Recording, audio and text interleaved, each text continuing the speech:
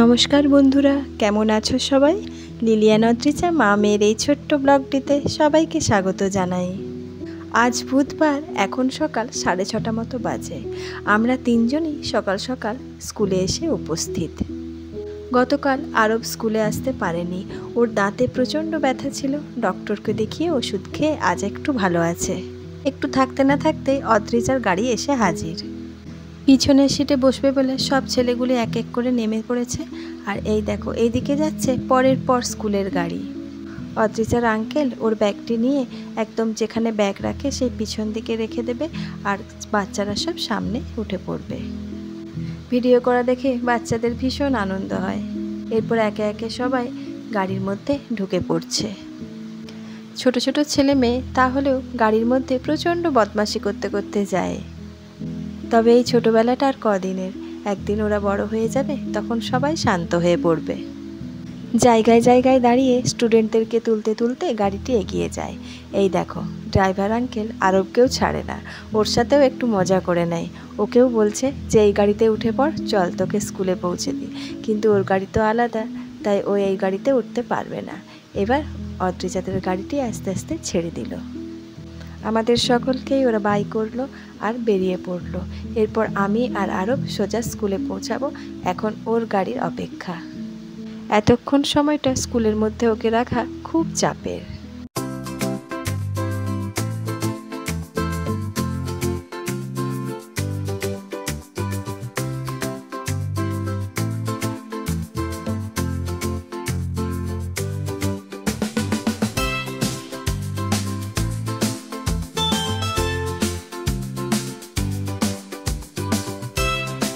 School ছুটি হয়ে যাওয়ার পর সোজা বেরিয়ে পড়েছি বাড়ির পথে।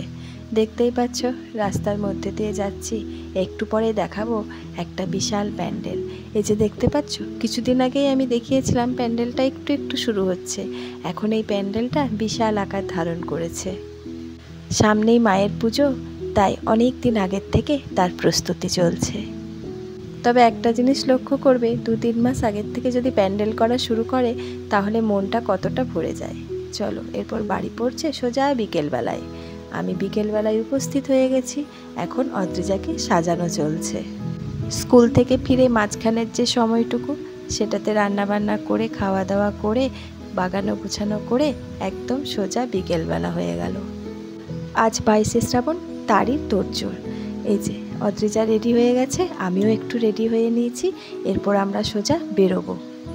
অদ্রিজা করবে একটি নাচ আর আমি একটি গান করব। আর আমরা সবাই মিলে এখন একটি ঘরোয়া প্রোগ্রামে যাচ্ছি। এদিকে আরবকেও রেডি করে দিয়েছি, কিন্তু ওর চোখে ভীষণ ঘুম। সকালবেলায় উঠে স্কুলে গেছে, এখন ওর ঘুম চলে এসেছে। যেহেতু ঘরোয়া প্রোগ্রাম, সেহেতু আর বেশি কিছু সাজানো হয়নি। সামান্য করে সাজিয়ে এই বিকেলবেলায় একটা ছোট্ট অনুষ্ঠান হবে, সেখানেই আমরা যাব। তবে এটি একটি এমনই প্রোগ্রাম যেখানে প্রতিটি মানুষই অংশগ্রহণ করতে পারবে। ছোট বড় সবাই মিলে যে যেমন জানে সেরকমই তারা প্রদর্শন করবে। এরপরে আমরা বেরিয়ে পড়লাম। আকাশে এখন ভীষণ রোদ, কিন্তু বর্ষাকাল, কখন যে বৃষ্টি আসবে তার কোনো ঠিক নেই। আর গত 2 দিন ধরে যে পরিমাণ বৃষ্টি হচ্ছে, তাতে দেখছো এখনো পর্যন্ত রাস্তাঘাটে কত জল জমে আছে। এই সময়ে রাস্তাটাতে যেতে ভীষণ ভালো লাগে। একেবারে ফাঁকা আর খুব সুন্দর বাতাস বইছে। আকাশটা একবার দেখো, মেঘগুলো উকি দিচ্ছে। আমরা একেবারে সেই বাড়িতে এসে উপস্থিত হয়েছি যেখানে আজ অনুষ্ঠানটি অনুষ্ঠিত হবে। অনুষ্ঠানটি হবে 4 তলায়, তাই আমরা সিঁড়ি বেয়ে বেয়ে একেবারে উপরেই উঠছি। অনেকেই হয়তো চলে এসেছে। আমাদের 5টার সময় আসতে বলেছিল, তো এখন 5:10 মতো বাজে। তবে সিঁড়ি দিয়ে উঠতে উঠতে ঠাকুরের বিভিন্ন রকমের ছবি চোখে পড়লো, আর বেশ মনটাও ভালো লাগলো। আজকের দিনটি রবীন্দ্রনাথের প্রয়াণ দিবস হলেও স্মরণে মননে সব দিক দিয়েই উনি জীবিত আছেন আমাদের মধ্যে। অনেকেই এসে উপস্থিত হয়েছেন, আবার অনেকেই একে এক করে আসছেন। চলো আমরা একটু সামনের দিকে বসি। অনুষ্ঠানটি যেহেতু সারদা সংঘ থেকে হচ্ছে, তাই ঠাকুর মা স্বামীজির ছবি সিংহাসনের উপরে রাখা হয়েছে। এখন এইগুলিকে সাজানো হবে, আর নিচে বসানো হয়েছে একটি চেয়ারের উপরে রবীন্দ্রনাথকে। এদিকে দেখো কাকিমারা কি সুন্দর করে সেজে এসেছে। খুব ফটো তোলার শখ, আমাকে দিয়ে হয়তো 10-12খানা ছবি তুলিয়েই নিল। এই যে এখানে রবীন্দ্রনাথ, এখানে মা, ঠাকুর, তারপরে আছে স্বামীজি। একটি করে মালা পরানো হয়েছে, কিন্তু এরপরে পরানো হবে শাড়ি। সামনেই রাখা আছে শাক, আর প্রথমেই জ্বালানো হয়ে গেছে প্রদীপ। এটি একজনের বাড়িতে হচ্ছে, কিন্তু পরিবেশটি এমনভাবে সৃষ্টি করা হয়েছে মনে হচ্ছে যেন একটি আশ্রম। এর পাশাপাশি আছে হারমোনিয়াম, ডুগি তবলা, খোল। এই যে দেখতেই পাচ্ছ আরব আর অদ্রিজা বসে আছে। জানি না কতক্ষণ ওদের ধৈর্য থাকবে, দেখা যাক কতক্ষণ রাখতে পারি। আমাদের অনুষ্ঠানটা মোটামুটি শেষ হয়ে গেলেই আমরা একে একে বেরিয়ে পড়ব। এখানে মাকে শাড়ি পরানো হচ্ছে।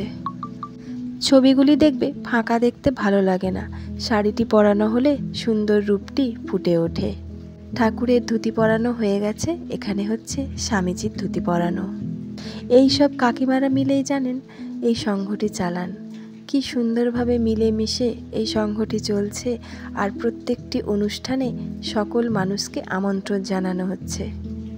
আমি আজ এই আমন্ত্রণেই ছুটে এসেছি। আর জানো তো, এইসব ঘরোয়া অনুষ্ঠানগুলোতে খুবই আন্তরিকতা মেশানো থাকে। আর এইরকম আমি বেশ কয়েকটি অনুষ্ঠানে অংশগ্রহণ করেছিলাম, তো আমার মনে হয়েছিল যেন ঘরের মধ্যেই কোনো অনুষ্ঠান হচ্ছে, আর প্রত্যেকটি মেম্বার যেন ফ্যামিলি মেম্বার। স্বামীজিকে সিংহাসনে বসিয়ে দেওয়া হলো, আর এরপর মালাটি পরিয়ে দেওয়া হচ্ছে। প্রত্যেকটি ছবিতেই এখন চন্দন পরানো হবে। আর জানো তো, সারদা সংঘ আয়োজিত যে অনুষ্ঠানগুলি হয়, প্রথমেই ঠাকুরমা স্বামীজির আরাধনা করে তারপরে শুরু হয় মূল অনুষ্ঠানে। তবে জানো তো, ছোটোখাটো থেকে বড় অনুষ্ঠান পর্যন্ত সব এই সংঘের মায়েদের দ্বারাই পরিচালিত।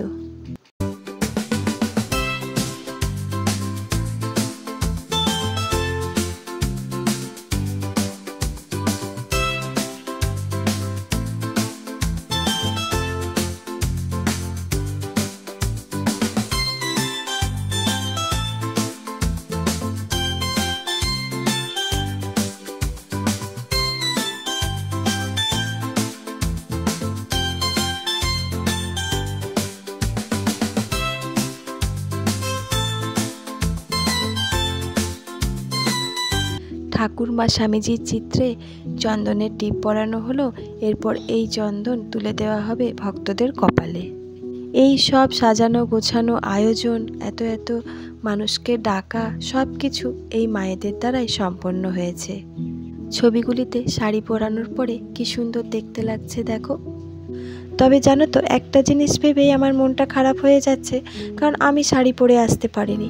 দেখো প্রত্যেকটি মায়েরাই শাড়ি পরে এসেছে, আমি বাইকে করে এসেছি, যার জন্যে আসা অসুবিধা, তাই আমাকে সালোয়ার পরেই আসতে হয়েছে। ফুল মালা দেওয়া হয়ে গেছে, সামনে প্রসাদ রাখা হয়ে গেছে, এরপর হচ্ছে উদ্বোধন।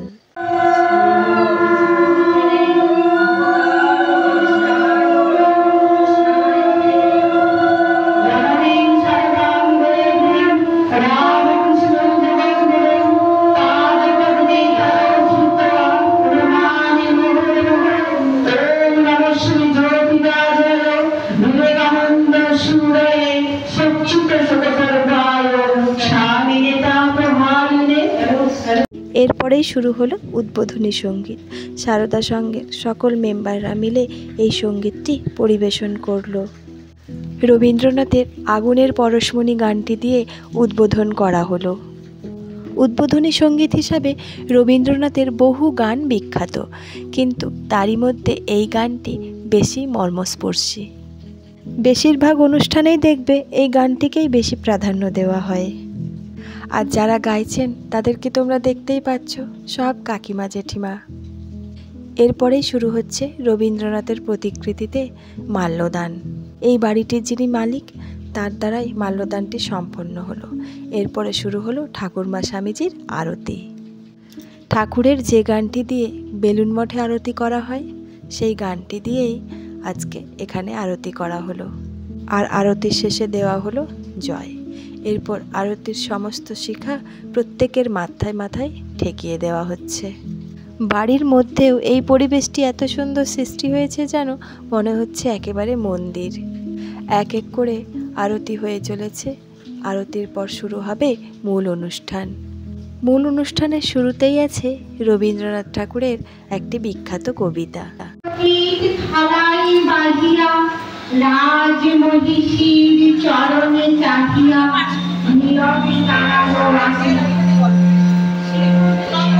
যাদের ধৈর্য একটু বেশি আর মনোযোগটাও সমান ওজনের তারাই কবিতা শোনার উপযোগী মানুষ। তাই বলে কি আর আরবের কবিতা শুনতে ভালো লাগবে? এই দেখো আমার কোলে বসে বসে কেমন ছবি তুলছে। ওইদিকে কোনো মনই নেই, একেই তো ভোর 5টার সময় উঠেছে, তারপরে এখন তো একেবারে ঘুম ঘুম অবস্থা। অদ্রিজাও অধৈর্য হয়ে পড়ছে। তবে বলে দেওয়া হয়েছে ওর নাচটা একটু তাড়াতাড়ি দিয়ে দিতে। এরপরে একে একে কাকিমাদের গান শুরু হলো। আর তোমরা দেখতে পাচ্ছ এখানে কাকিমা জেঠিমারা অনেক উৎসাহী মানুষ, প্রত্যেক দিন নিয়মিত রেওয়াজ করেন আর প্রত্যেকটি অনুষ্ঠানে অংশগ্রহণ করেন। আর জানো তো প্রতিটি কাকিমা জেঠিমাই কিন্তু এখানে অনেক গুণী মানুষ।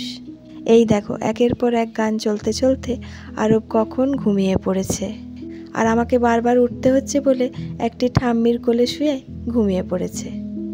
অনেক জাগিয়ে রাখার চেষ্টা করলাম জানো, কিন্তু কিছুতেই জেগে থাকলো না। আসলে ওর মনের মতো এখানে সঙ্গীও নেই, আর সকালবেলায় ওঠার দরুন ও খুব ক্লান্তও হয়ে পড়েছে। তো যাই হোক, ও যেহেতু ঘুমিয়ে পড়েছে তাই বললাম অদ্রিজার নাচটা দিয়ে দিতে। এই যে নাচটি শুরু করে দিয়েছে, শুধু তোমার বাণী নয় গো হে বন্ধু হে প্রিয়। পড়াশোনা আর স্কুলের চাপে পড়ে আর সেরকম প্র্যাকটিসও করা হয়নি, মোটামুটি একটু প্র্যাকটিস করেই নাচটা করে নিল। এই সূর্য পরে এই উষ্ণিত কাননে জীবন্ত হৃদয় মাঝে যদি স্থান পায়। একের পর এক কবিতা, গান, নাচ আর একটু একটু মাঝে মাঝে বক্তৃতার মাধ্যমে অনুষ্ঠান এগিয়ে চলেছে। এই যে দেখতে পাচ্ছ নাচার জন্য সব সেজে গুজে রেডি হয়ে আছে। আর এদিকে অদ্রিজার নাচটি হয়ে গেছে বলে ওর মুখে হাসি ফুটেছে। ছোট ছোট বাচ্চা থেকে আরম্ভ করে একটু বড় বয়স পর্যন্ত নাচে মেয়েদের কিন্তু খুব উৎসাহ। তার কারণ হলো সাজগোজ। তাই দেখবে গানের দিকে আর কারোর মন থাকে না, তবে ওই কাকিমা জেঠিমা হয়ে গেলে কি আর নাচটা ভালো লাগবে? তাই সব কিছুই জেনে রাখা একটু একটু ভালো। এক এক করে অনুষ্ঠান পরপর এগিয়েই চলেছে। 1941-এ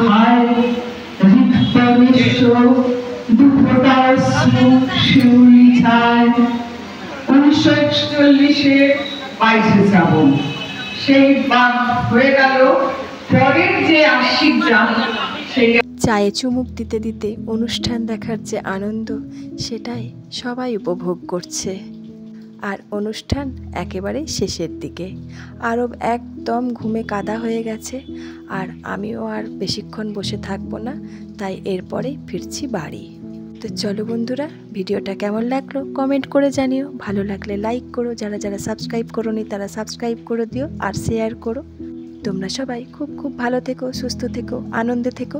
দেখা হবে খুব শিগগির পরের একটা ব্লগে।